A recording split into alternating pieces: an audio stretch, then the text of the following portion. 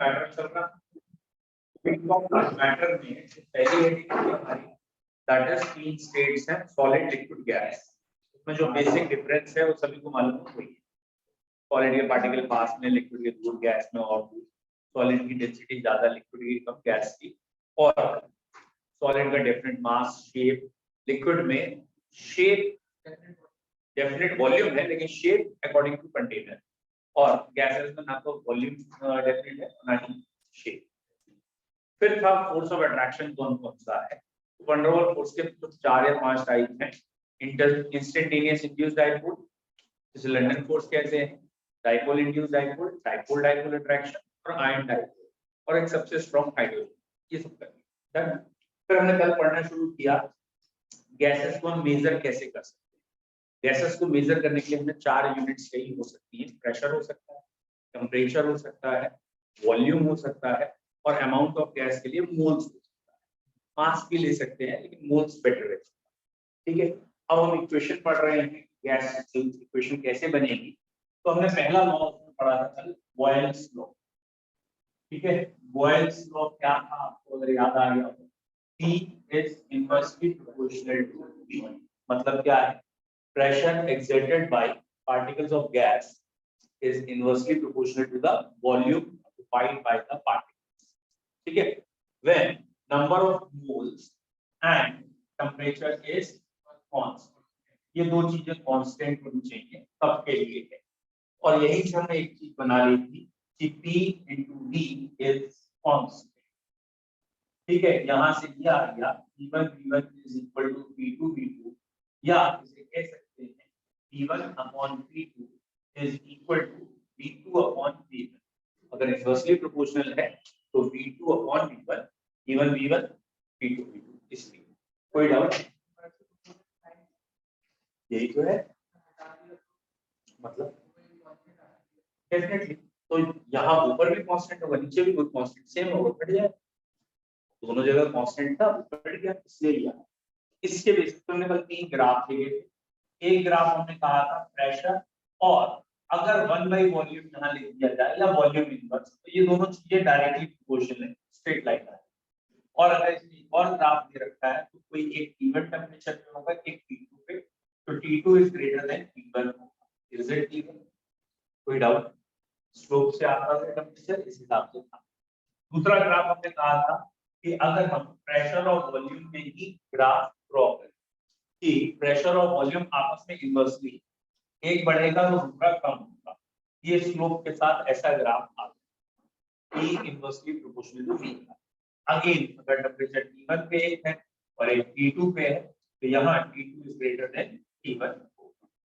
ठीक, तीसरा ग्राफ हमने जो पढ़ा होगा तो ऐसा PV और P, प्रेशर और वॉल्यूम का मल्टीपल जो होगा वो हमेशा कांस्टेंट होगा, चाहे यहाँ प्रेशर एक्सिस हो चाहे यहाँ वॉल्यूम एक्सिस ये होगा।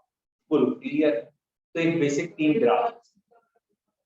दूसरा ग्राफ बेसिकली ये कहना चाह रहा है कि अगर y और x में ये रिलेशन होता है, y एक्सिस और x एक्सिस में, कि एक बढ़ रहा है और एक कम हो रहा है और किसी एक प्रोपोर्शनल के हिसाब से हो रहा है, तो y और x एक्सिस में जब डायरेक्ट ग्राफ लिखा जाता है तो ये ऐसा आता है। ठीक है, प्रैक्टिकल वैल्यू सब पुट अप करते जाएंगे, ग्राफ ऐसा आ गया। Is it clear? कोई डाउट? ठीक, मिटा दूं इसे। नेक्स्ट, इस पे न्यूमेरिकल्स कर सकते हैं अभी हम, अगर चाहें तो इस पे 2-3 न्यूमेरिकल हो सकते हैं, बट कॉमन सेंस से न्यूमेरिकल क्या होंगे? प्रेशर दे रखा होगा इनिशियल और फाइनल, वॉल्यूम एक तरफ का दे रखा होगा, एक तरफ को पूछा होगा। Is it clear? तो ये हम निकालते हैं, ऐसा कोई बहुत टफ क्वेश्चन नहीं है। और अभी जब क्वेश्चन लिखते देंगे तो देखें, हाँ 2-3 क्वेश्चन खाली ऐसे लगते हैं, तो आपको बस एक वैल्यू का क्वेश्चन है, सरफेस ऑफ P और 100 मीटर डेप्थ, उस क्वेश्चन के अलावा और कोई क्वेश्चन का बस, और कोई टास्क वो भी आपको एक मिनट में बता सकता है। ठीक है, प्रदीप क्वेश्चन है, पहला ही वो है प्रदीप। ठीक है, चलिए ठीक है, वो क्वेश्चन सुन लीजिए क्या है। उस क्वेश्चन में ये कहा गया है एक बैलून है, उसकी विड्थ या रेडियस समथिंग दे रखा है, और उन्होंने कहा है कि वो बैलून सरफेस ऑफ सी पे, ठीक है, सी के सरफेस पे बैलून, ये क्या है। उसके बाद कहा है अगली कंडीशन में 100 मीटर डेप्थ पे ले गए, 100 मीटर अंदर बैलून चला गया सी। Obviously balloon is flexible body, तो वो वॉल्यूम कॉन्ट्रैक्ट होगा। क्यों कॉन्ट्रैक्ट होगा? प्रेशर बढ़ा। तो अब कहा बताओ वॉल्यूम इनिशियल कितने टाइम्स कम हो गया? तो जब भी टाइम्स या परसेंटेज पूछा जाए तो इनिशियल वैल्यू 1 ले लो, बाद की वैल्यू अपने आप आ जाएगी, या फाइनल 1 ले लो, इनिशियल पता लग जाएगा। समझ में आ रहा? तो इस क्वेश्चन को करना कैसे है? फॉर्मूला सिंपल यही लगना है, E1 equal to P2। Is it clear? कोई डाउट? अगर हमसे कहा है बाद का वॉल्यूम इनिशियल के कितने टाइम्स हो गया, तो हम यही तो लिखेंगे V2 अपॉन V1 निकालना है। ये रहा बाद का वॉल्यूम, इनिशियल से अगर डिवाइड करेंगे तो पता चल जाएगा इनिशियल के कितने टाइम्स हुआ। अगर ये बाद का वॉल्यूम इनिशियल का डबल होगा तो ये V1 की वैल्यू जो भी है ये ट्वाइस आएगी, तो 2 टाइम्स 3 टाइम्स कितने टाइम्स आ जाएगा यहाँ से? Any doubt? तो ये फॉर्मूला क्या रह गया यहाँ पे? V1 upon V2। पता इनिशियल प्रेशर कितना, फाइनल कितना, बस ये वैल्यू सही से पता। अब बच्चे क्या सोचते हैं यहाँ, ध्यान दीजिएगा इस वाले पॉइंट पे, सबसे इंपॉर्टेंट पॉइंट ये है, यहाँ पे जो प्रेशर लगा रहा है वो प्रेशर एयर लगा है। समझ में आ रहा है? और वो एयर यहाँ पे भी अभी मौजूद है, वो वाली एयर जो यहाँ पे वो यहाँ पे भी मौजूद है, प्लस इतना प्रेशर कौन लगा रहा है? वाटर लगा। समझ में आ रहा है? तो यहाँ पे इनिशियल प्रेशर जो शुरुआत का था, अगर मैंने तो 1 एटमॉस्फेयर लिख दिया क्योंकि वो एयर का जनरल प्रेशर 1 एटमॉस्फेयर, ठीक है। इस वाले प्रेशर को मैं एयर के रेस्पेक्ट में चेंज कर, ये प्रेशर तो वाटर का लग रहा है ना भाई, ये 100 मीटर डेप्थ तक गया। कई बच्चे प्रेशर का फॉर्मूला बताएंगे कि इक्वल टू H2G, है ना, ये हाइट पता हो, डेंसिटी पता हो, ग्रेविटी पता हो तो हम प्रेशर निकाल सकते। लेकिन आपको ये भी ध्यान रखना है कि इस प्रेशर के साथ साथ ये वाला प्रेशर तो ऐड होगा। समझ में आ रहा है? तो इस वाले 100 मीटर डेप्थ को ना, ये जो पानी का प्रेशर है, इसको वाटर का प्रेशर जो है, सॉरी, इसको एयर के रिस्पेक्ट में चेंज कर दे। मतलब 100 मीटर डेप्थ तक जो वाटर प्रेशर लगा रहा है, कितनी एयर को प्रेशर लगाए, ठीक है। और एयर का ऊपर का भी 1 एटमॉस्फेयर प्रेशर आ ही रहा है, उन दोनों को जोड़ के यहां रखें। P2 की वैल्यू में कौन से दोनों प्रेशर आएंगे? P air plus pressure applied by water which is converted in the form of air, क्योंकि दोनों प्रेशर ऑफ एयर हो जाएंगे, फिर दोनों को हम क्या कर लेंगे? समझ में आ रहा है? बाकी एग्जैक्ट वैल्यू मैं आपको देख के बता दूंगा। जहां तक मुझे ध्यान है 1 एटमॉस्फेयर प्रेशर इज 13.6 mmHg होता है ना, 13.6। और जब उसको वाटर में चेंज करते हैं, सॉरी, 1 एटमॉस्फेयर इज 760 mmHg होता है, गलत बोल गया। और density of water of mercury में 13.6 टाइम का अंतर होता है। तो अगर ये 100 मीटर वाटर की वजह से आ रहा है तो उसको हम चेंज कर लेंगे, मरकरी की वजह से कितना आएगा, यहाँ मरकरी की वजह से कितना है 760, और इसको भी मरकरी में चेंज करके दोनों को ऐड कर, ठीक है। चलिए मैं आपको उत्तर दे वैल्यूज एकदम साफ साफ बता देता हूं, कंसेप्ट समझ में आ गया। नेक्स्ट हेडिंग लिखते हैं Charles law. Charles law, what is Charles law? ठीक है,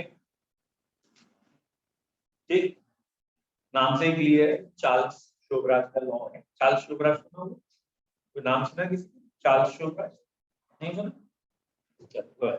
नेट पे देख लेना, गूगल बता देगा कौन। एक हिट पर्सनालिटी रही है पुरानी, चार्ल्स शोबराज, ठीक है। फिलहाल चार्ल्स का लॉ क्या है? चार्ल्स का लॉ क्या है? ये कह रहा है वॉल्यूम और टेम्परेचर के बारे में, और इसने ऐसे कहा, लेकिन जरा इसे थोड़ा ध्यान से समझना, थोड़ा सा इससे कंफ्यूजिंग एक दो पॉइंट। देखो भाई, ये इक्वेशन पढ़ने जा रहे हैं, E equal to nRT, finally ये बनेगी, हम शुरू से यही दिमाग में रखेंगे। तो वॉल्यूम और टेम्परेचर का ये लॉ है, और ये लॉ कह रहा है ये जो टेम्परेचर है भैया, ये केल्विन में, ये टेम्परेचर काय में है, तो ये इसका कहना है volume occupied by the gas is directly proportional to the temperature in Kelvin scale, ठीक है। When amount of gas and pressure is constant, ये दो चीजें जब कांस्टेंट होंगी तब, ठीक है। फिर से देखते हैं लॉ आया कैसे या क्या आया। बहुत सारे एक्सपेरिमेंट्स के बाद में ये लॉ कैसे डेवलप हुआ उसे यूनिवर्सल गैस अभी आते हैं। देखो बच्चों, एक बार समझने की कोशिश करो, शायद ये लॉ का बेस आपको समझ में आ जाए, ठीक है। हुआ क्या, इन्होंने सपोज कोई ये गैस, ठीक है, उस गैस का इन्होंने वॉल्यूम मेजर किया एट 0 डिग्री से, ठीक है। 0 डिग्री सेंटीग्रेड उस गैस का वॉल्यूम आ रहा था 546 ml। ठीक है, कोई दिक्कत, ज्यादा क्लियर है। और इस समय का प्रेशर कुछ P एटमॉस्फेयर है, प्रेशर चेंज नहीं करे। फिर एक्सपेरिमेंट रिपीट किया, इन्होंने 1 डिग्री सेंटीग्रेड पे वॉल्यूम देखा। उस जमाने में डिग्री सेंटीग्रेड ज्यादा थे, 1 डिग्री, यानी टेम्परेचर 1 डिग्री बढ़ाया तो वॉल्यूम हो गया 548 ml। ठीक है, इन्होंने 1 डिग्री टेम्परेचर कम भी करके देखा, ठीक है, V-1 या 544 ml, बाकी प्रेशर को 2 डिग्री टेम्परेचर कम किया तो ये आ रहा था 542 ml। क्या समझ में आ रहा है? 1 डिग्री टेम्परेचर बढ़ाने का कम करने में कितना वॉल्यूम चेंज हो रहा है? 2 ml। यहाँ तक क्लियर हो? फिर से एक्सपेरिमेंट रिपीट किया, इनिशियल 273 ml लिखा, ठीक है, इनिशियल वॉल्यूम 273, 1 डिग्री जब बढ़ाया तो 274 हो गया, 1 डिग्री और बढ़ाया तो 275 हो गया, मतलब और कम किया 1 डिग्री तो 272 हो गया, फिर और 1 डिग्री कम किया तो 271 ml हो गया, मतलब 1 ml कम 1 ml ज्यादा। और दिमाग लगाओ, थोड़ा मैथमेटिकल ब्रेन लगाओ, अभी भी नहीं आ रहा है। देखो 0 डिग्री पे वॉल्यूम कितना था, ठीक है, 0 डिग्री पे जो भी वॉल्यूम था, चाहे वो 273 था चाहे वो 546 था, उसका कितना पार्ट किया, उसका कितना पार्ट कर रहे हैं, 1/273, यानी 273 पार्ट किया। और ये जो भी 273 पार्ट की वैल्यू आ रही है, 1 डिग्री टेम्परेचर बढ़ाने या घटाने से हर गैस का वॉल्यूम कितना ही बढ़ या घट। समझ में आया फिर क्या कह रहे हैं? 546 लिया था तो 273 से डिवाइड किया तो कितना आ रहा था, 2। 273 लिया, 273 से डिवाइड किया तो कितना आया, 1। तो उन्होंने कहा जब भी हम किसी भी गैस का टेम्परेचर 0 डिग्री सेंटीग्रेड से 1 डिग्री बढ़ाएं या 1 डिग्री कम करें, तो 0 डिग्री सेंटीग्रेड पे जो भी वॉल्यूम है, उस वॉल्यूम का 273 पार्ट, इतना पार्ट या तो 1 डिग्री पे बढ़ जाता है या 1 डिग्री कम करने से कम। समझ में आया? कितना वॉल्यूम बढ़ता है, कितना वॉल्यूम कम होता है, 273 से डिवाइड करेंगे तो जो भी वैल्यू आएगी उस वैल्यू को इस वैल्यू में या तो ऐड करना होगा या। समझ में आया? तो हर एक डिग्री टेम्परेचर बढ़ने पे वॉल्यूम कितना बढ़ रहा था, V0 प्लस V0 बाई 270। हर एक डिग्री टेम्परेचर कम करने पे वॉल्यूम कितना कम हो रहा था, V0 माइनस V0 बाई 270। आया समझ? कोई डाउट अभी तक? इतना क्लियर हुआ? इस चीज को थोड़ा और बढ़ाते हैं, जब आपको ये चीज क्लियर होगी तो अपने आप समझ में आ जाएगा भाई ये केल्विन स्केल बना कहां से, ये केल्विन स्केल आया कहां से, ये अपने आप क्लियर होगा। और ये भी क्लियर हो जाएगा इसके बाद व्हाट इज एब्सोल्यूट जीरो। ठीक है, फिर से देखते हैं, ये लिखा मैंने V0। व्हाट इज V0 बेटा? Volume of any gas at 0 degree centigrade temperature, ये ठीक। अब मैं निकाल रहा हूं वॉल्यूम एट 1 डिग्री सेंटीग्रेड, तो क्या लिखा जाएगा, V0 प्लस V0 बाई 270, इतने पार्ट्स वॉल्यूम बढ़ता है। ऐसे मैंने कहा चलो भैया 5 डिग्री बढ़ाओ टेम्परेचर, अब क्या होगा, कोई दिक्कत? यहाँ तक क्लियर है? अब मैं कह रहा हूँ नहीं भाई पूरे 273 से ही हम टेम्परेचर से वॉल्यूम बढ़ाएंगे टेम्परेचर। हम कितने डिग्री सेंटीग्रेड में टेम्परेचर देखते हैं, तो भैया 2V0 हो गया। समझ में आया? क्लियर है? अगर हम 273 से ही टेम्परेचर बढ़ा देंगे, क्योंकि हर एक डिग्री में कितने का चेंज हो रहा है, V0 बाई 273, 273 से ही बढ़ा दिया तो 273 बाई 273 तो 1 हो गया, तो V0 ऐड करके कितना हो जाएगा, 2। यहाँ तक क्लियर? अब भैया -1 पे गए तो क्या हुआ, -5 पे गए तो क्या हुआ, बोलो क्लियर है? और -273 पे गए तो क्या होगा, समझ में आया? तो उन्होंने कहा यार कुछ भी है ये 273 का कोई लोचा है, गड़बड़। समझ में आ गया? ये 273 जो है ये कहानी गड़बड़ कर रहा है, और इस समय वॉल्यूम क्या होता है, तो गैसेस का वॉल्यूम 0 कहां हो रहा है, -2। ठीक है। अच्छा, अगर इसी में 273 और ऐड कर दे तो ये वाला टेम्परेचर भी 0 ही हो जाएगा, और उसी को क्या कहा था उन्होंने, 0 केल्विन। ठीक है, अभी उसको भी प्रूव करते हैं। तो ये इक्वेशन बेसिकली आ रही है कि volume at T degree is equal to volume at 0 degree plus volume at T into volume at 0 degree upon 2z। यही तो आया, बोलो, यही तो आया भाई। ये 5 वाला नंबर है ना, ये जो T है वो एक नंबर है, 5 7 जो भी उससे मल्टीप्लाई होगा, एलसीएम ले लिया। एलसीएम लिया तो ये क्या आया अभी तो बताओ, 273 एलसीएम आया, ये क्या हो गया, 273 B0 plus B0 into T, यही तो आएगा। अच्छा, इसमें कोई चीज कॉमन भी दिख रही है तुम्हें, B0 कॉमन दिख रहा है, मैं यही से ले रहा हूँ कॉमन है, ये कॉमन ले लिया तो यही तो आ गया। अब उनने कहा इन दोनों को जोड़ के कोई एक नया नाम दे दो। What is this, what is this T, temperature in degree centigrade plus 273। भैया किसी में कोई एक फिक्स क्वांटिटी प्लस करो तो कांस्टेंट ही तो आएगा, मतलब इसमें कोई भी चीज फिक्स करेंगे तो वही आंसर हमेशा आएगा। तो इसी को कैपिटल टी कह दिया है, और इस कैपिटल टी को क्या कहते हैं, टेम्परेचर इन केल्विन। तो ये रहा टेम्परेचर इन डिग्री सेंटीग्रेड से प्लस 273, तो ये क्या बन गया, temperature in Kelvin scale V0/2। बोलो क्लियर है, इन दोनों को ऐड करके लिख दिया टेम्परेचर इन केल्विन। बोलो कोई डाउट? अब आपको ये मालूम है ये 273 तो कांस्टेंट, ये तो कभी चेंज नहीं होगा, इसे उठा के प्रोपोर्शनैलिटी में रख दीजिए। इसके इक्वल टू पे उस तरफ क्या चल रहा है, इसके इक्वल टू पे इस तरफ क्या चल रहा है, V0 भी कांस्टेंट है और J भी कांस्टेंट है, दोनों कांस्टेंट, प्रोपोर्शनैलिटी में चले, तो ये क्या आ गया, Vt is directly proportional to temperature in Kelvin. या तो डिग्री सेंटीग्रेड यूज करना तो ये यूज करें, केल्विन यूज करना है तो डायरेक्ट। समझ में आया? लिख लीजिए बेटा, पहले हेडिंग लिखें चार्ल्स, पहले तो जनरल लॉ लिखते हैं। देखिए, volume occupied any, volume occupied by any gas is directly proportional to volume occupied by any gas is directly proportional to its temperature. Volume occupied by any gas is directly proportional to its temperature in Kelvin scale. बेटा याद रखना, Kelvin scale से directly proportional है, directly proportional to its temperature in Kelvin scale when pressure and moles of gas are constant. Pressure obviously भी gas का ही है, pressure of gas and moles of gas are constant.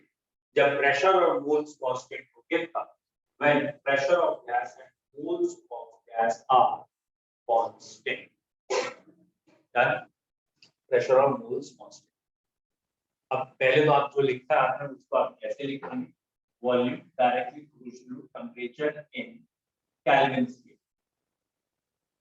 Volume directly proportional to temperature in Kelvin, लिख लिया ये। Done? और इसके लिए आप लिख सकते हैं V1/V2 equal to T1/T2, but remember ये फॉर्मूला आप जब भी लगाएं तो टेम्परेचर सिर्फ और सिर्फ केल्विन में चेंज करके लगाएं, ठीक है? डिग्री सेंटीग्रेड में अगर ये फॉर्मूला लिख दिया तो गलत होता है, ठीक है? V1/V2 equals to T1/T2, specially लिख लेना टेम्परेचर इन केल्विन। और यहां तक के लिए अगर हम बात करें तो ये है वॉल्यूम और ये है टेम्परेचर इन केल्विन, ये दोनों डायरेक्टली प्रोपोर्शनल है स्ट्रेट लाइन, ठीक है? ये है वॉल्यूम और ये है टेम्परेचर इन केल्विन, और ये दोनों क्योंकि डायरेक्टली प्रोपोर्शनल है स्ट्रेट लाइन। अब बच्चों आपसे गलती हो सकती है, होप सो आप ना करें। ये बताइए अगर मैंने एक और लाइन की और इसको कह दिया P1 प्रेशर, कह दिया P2, तो P1 और P2 में क्या रिलेशन है, विच प्रेशर इज मोर?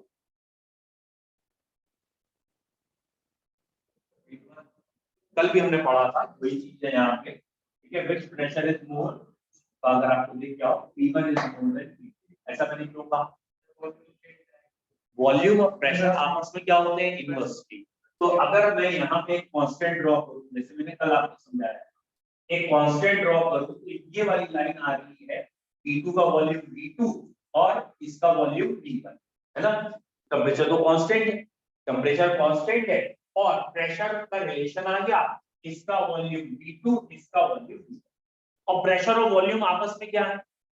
इनवर्सली। यहां से यहां तक वॉल्यूम बढ़ रहा है, तो V2 is greater than V1, therefore P1 is greater than, ये दोनों तो इनवर्सली है ना। आया समझ में आ रहा? तो कल वाला रेक्टिफिकेशन नहीं लगाना, अरे ये ऊपर है इसका स्लोप ज्यादा है, भैया वो मैथमेटिक्स मतलब गड़बड़ हो जाए, क्योंकि यहाँ वाई एक्सिस पे वॉल्यूम और वॉल्यूम और प्रेशर इनवर्सली होते हैं। अब कोई बच्चा ऐसे करके भी दिखा सकता है, तो क्या है भाई, मैं तो वॉल्यूम कांस्टेंट करूंगा, कर ले भाई कांस्टेंट वॉल्यूम, वॉल्यूम कांस्टेंट किया तो ये आ गया T2 और ये आ गया T1, T1 का प्रेशर सॉरी P1 का टेंपरेचर T1, और प्रेशर और टेंपरेचर डायरेक्टली प्रोपोर्शनल होते हैं, मालूम है आपको? तो इसका मतलब यहाँ से यहाँ टेंपरेचर बढ़ रहा है ना, तो ये टेंपरेचर ज्यादा है इससे, तो ये प्रेशर भी ज्यादा, आंसर वही आएगा, चाहे इधर से करें चाहे। समझ में आ रहा? हटा दो इसे। अब हम ये वाला पॉइंट लिखते हैं, कौन सा? डिग्री सेंटीग्रेड का। अभी तो हमने कौन सा पॉइंट लिखा बेटा? केल्विन का। अब हम डिग्री सेंटीग्रेड का लिखने जा रहे हैं, लिखते हैं, ब्रैकेट में लिख लीजिएगा या हेडिंग करके, शॉर्ट हेडिंग करके लिख लीजिएगा, relation between volume and temperature in degree centigrade scale, relation between volume and temperature in degree centigrade scale, ठीक है? Relation between volume and temperature in degree centigrade scale.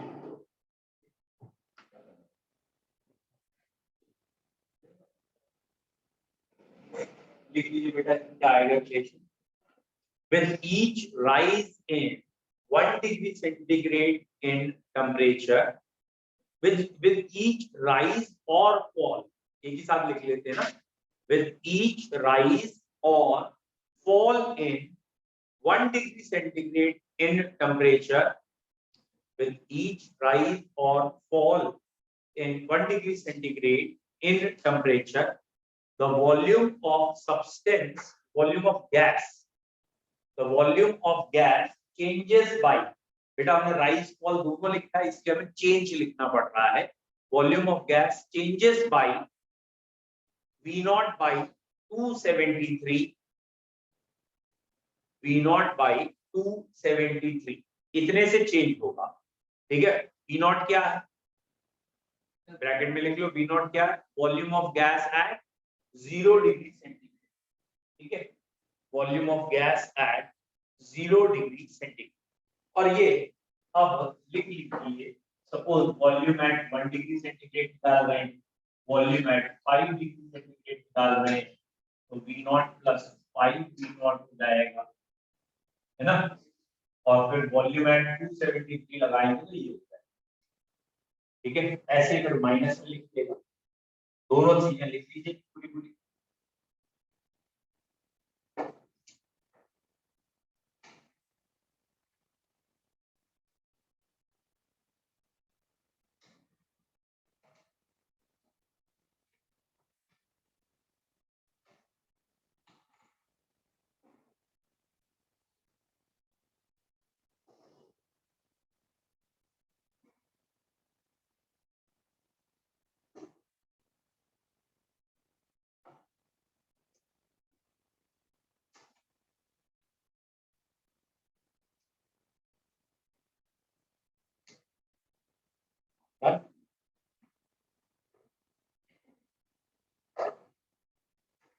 ठीक है?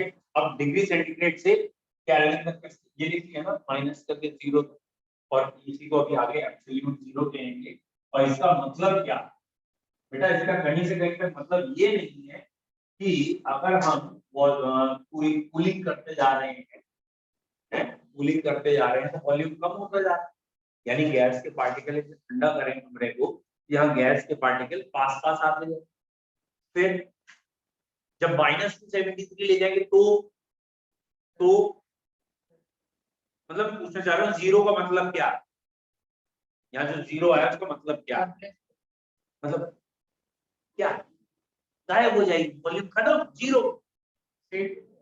यस, उसका क्या मतलब है, जीरो तक जब आप आएंगे तो गैसियस वॉल्यूम जीरो होगा, यानी गैस नहीं होगी, या तो वो लिक्विड में चेंज हो चुकी होगी या गैसियस वॉल्यूम खत्म हो जाएगा। समझ में आया, वहां गैस का समापन हो। इसका मतलब ये नहीं है कि वो पार्टिकल ही खत्म, वो पार्टिकल सारे गायब में चले गए, लिक्विड। यस, अब इसको लिखना है, ये वाले को मैं दोबारा लिख रहा हूँ, Vt is equal to V naught plus V naught into T by 273। ठीक है, इसे एलसीएम लेके लिखो,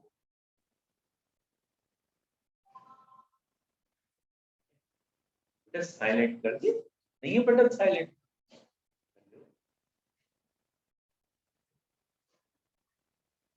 to 273 V naught plus V naught T upon 273, ये आ गया V naught common 273 plus T upon किया, और इस चीज को लिख दिया Vt is equal to V naught on 273 into T calculate.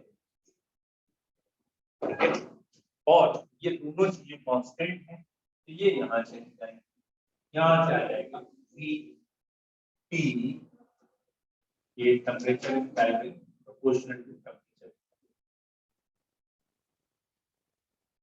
Volume is directly proportional to temperature. Any doubt?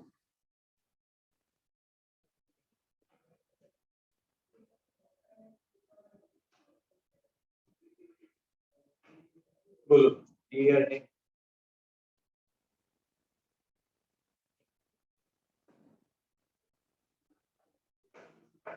ये था चार्ल्स।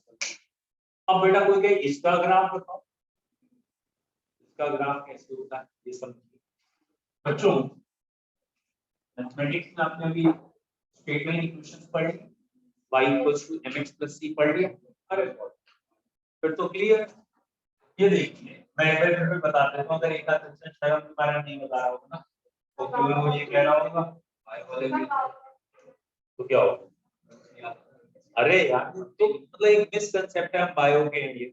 अबे कुछ बहुत बड़ा तीर तोड़ मारकर बुढ़ी में कुछ पड़ा हुआ है, सिंपल है, बस ये है कि आप समझने की कोशिश करो, एक सेकंड ले, एक सेकंड ले, लेकिन हाँ लेमैन की तरह समझना, साइंटिस्ट की तरह समझते हो तो दिक्कत आती है मुझे, ठीक है, लेमैन की तरह समझो। ये है भैया ग्राफ, ठीक हुआ, ग्राफ में ये वाला इंटरसेक्शन का जो पॉइंट है ये जीरो मान लेते हैं, ये वाली एक्सिस जो होती है वाई एक्सिस होती है जो परपेंडिकुलर चल रही है, जो ये हॉरिजॉन्टल या ऐसी एक्सिस है आपकी वर्टिकल और हॉरिजॉन्टल कहना चाहिए, ये एक्सिस यहां तक क्लियर। अब हमने कहा कि सपोज ये y की वैल्यू आएगी यहाँ पे, यहाँ x, तो ये x और y क्या है, ये वेरिएबल्स, यानी जो बदलते रहेंगे, एक बदलेगा दूसरा बदलेगा, तो y और x वेरिएबल्स। इसमें यहाँ जो c होता है ये बेसिकली कहलाता है इंटरसेप्ट ऑन y एक्सिस। मतलब अगर मैंने ये सपोज ये ग्राफ ये बनाया दिस वन, तो इस c का बेसिकली मतलब क्या है, उसे क्या मतलब है, x की वैल्यू 0 कर, जब x की वैल्यू 0 होगी तो ये पूरा टर्म, तो y की एक इनिशियल वैल्यू आ जाएगी, x तो यहीं पे 0 है ना, और जब x 0 है तो ये y की वैल्यू आ, इज इट क्लियर? तो व्हाट इज c? c क्या है? c y की इनिशियल वैल्यू है जिस समय x 0 है, जब x 0 होता है तो एक y की इनिशियल वैल्यू होती है, वो c कहलाता है। यहां तक क्लियर है? आई होप सो आपको ये n का मतलब मालूम है, तो n को स्लोप जिसको हम y2 - y1 upon x2 - x1 भी कहते हैं, पता है नहीं पता? पता है ना, इतना तो मालूम है। जिसको नहीं पता वो बहुत सिंपल है, वो क्या करेंगे, छोटा सा क्वेश्चन ऐसे कट करेगा, ठीक है, इधर से भी, और जब ये छोटा सा क्वेश्चन कट करेगा तो ये ट्राइंगल में चेंज हो जाएगा, और अगर ये ट्राइंगल में चेंज हो जाएगा और तुम्हें ये वैल्यू स्लोप की तो निकालनी है, और अगर आप यहाँ का tan थीटा निकालोगे, tan थीटा कैसे आएगा बताओ भाई, परपेंडिकुलर अपॉन ये रहा परपेंडिकुलर dx से कह दे dy कह देंगे, ये dx कह देंगे, तो यही तो था y2 माइनस y, ये क्या था x2 माइनस x1, तो ऊपर ये नीचे यही आपका स्लोप देता है। फिलहाल ये जो m लिखा है वो हमें इस ग्राफ में क्या देता है, स्लोप, ठीक है। अब अगर मैं यहाँ ये बना जब से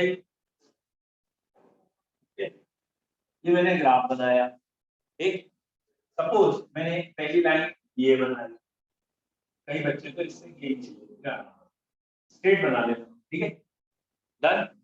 फिर दूसरी लाइन मैंने यहां से बनाई, ठीक है, और तीसरी लाइन बनाई, क्लियर।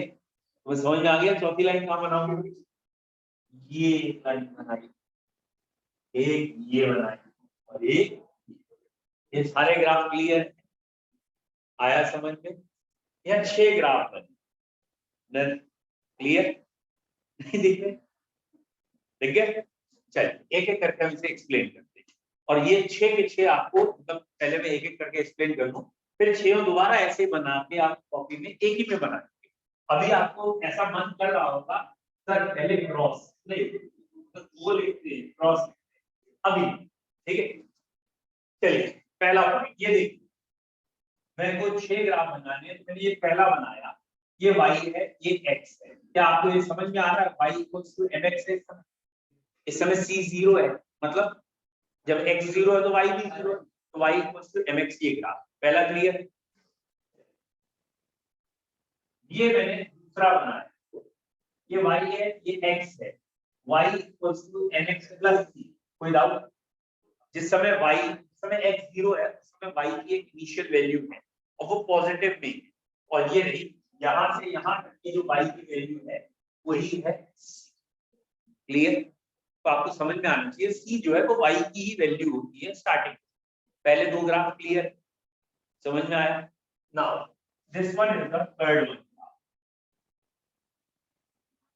ये है y, ये है x, y equals to mx minus, आ रहा है, जिस समय x 0 है उस समय y कितना है, ये लाइन नीचे बढ़ेगी, ये नीचे बढ़ेगा, और ये x यहाँ तक 0, यहाँ प्लस यहाँ माइनस, ये y 0 यहाँ प्लस और यहाँ माइनस, तो जिस समय x 0 है y की जो इनिशियल वैल्यू है वो माइनस, समझ में आ गया तीन ग्राफ।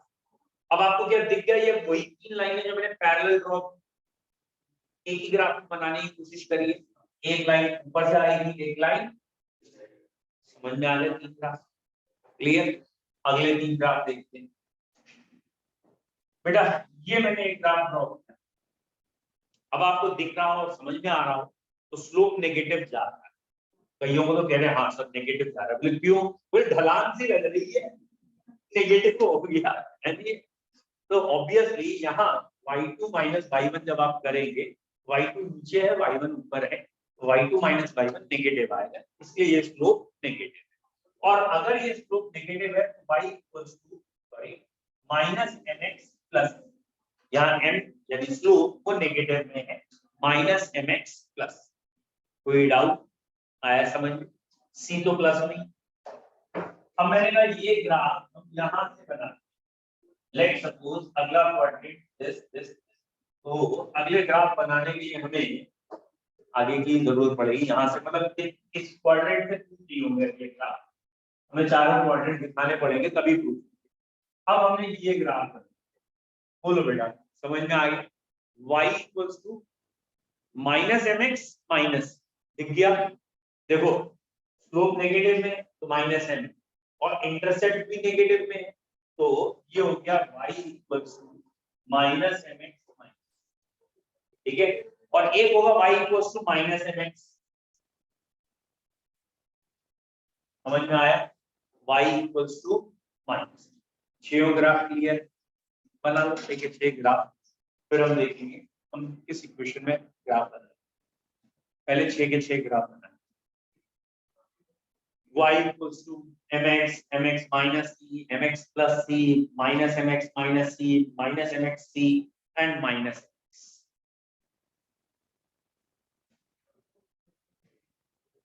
Done? ये अलग अलग ही बना रहे हो आप लोग, कोई बात नहीं। मैंने एक ही बनाओ, एक ही ग्राफ में पैरेलल लाइंस बनाते हुए कौन सा ग्राफ किसका है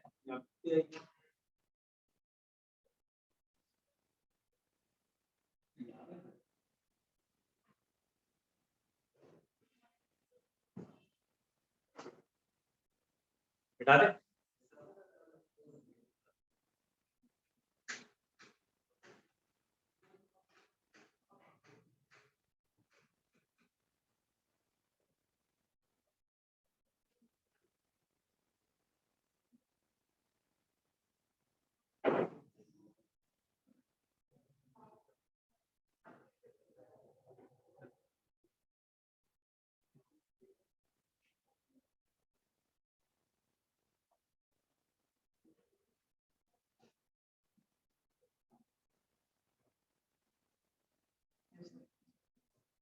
डन डन। अब अगर आपको समझ में आ गया आपको तो मिटाइए।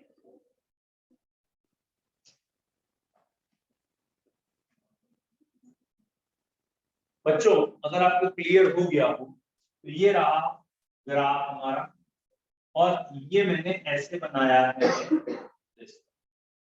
ये वॉल्यूम एक्सिस है, ये सॉरी ये टेम्परेचर एक्सिस है और ये volume axis, volume and temperature in degree से।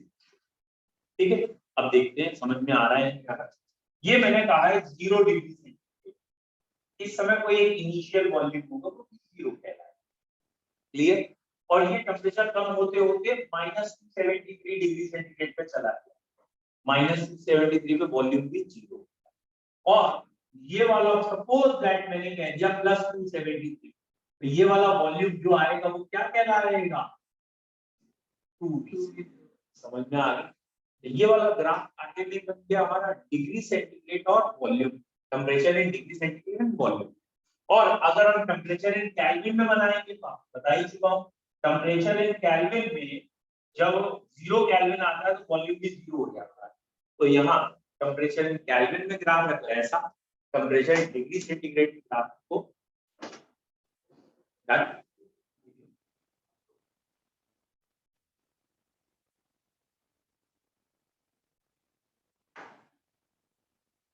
ठीक है।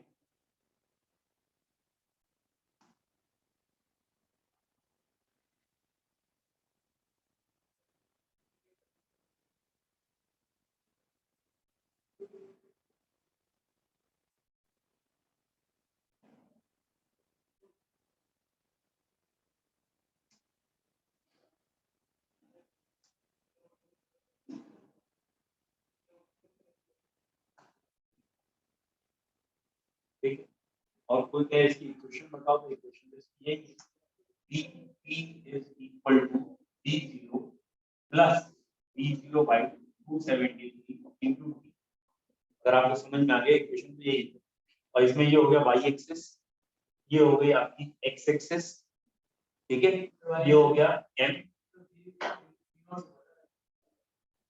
नहीं v है वॉल्यूम, ये y एक्सिस पे तो वॉल्यूम ही तो आ रहा है, वॉल्यूम एट एनी टेम्परेचर बता रहे हैं ना, 1 डिग्री 2 डिग्री 3 डिग्री।